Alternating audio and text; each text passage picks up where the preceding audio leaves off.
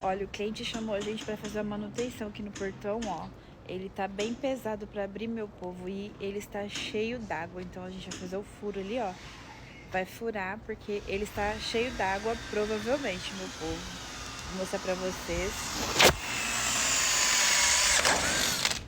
Olha, meu povo, quanta água no portão. Por isso que o portão tá bem pesado, ó, para abrir, olha. A gente colocou um pouco de peso também, que tava precisando de peso. Olha, meu povo, quanta água sai do portão. É isso aí, ó. Muita água.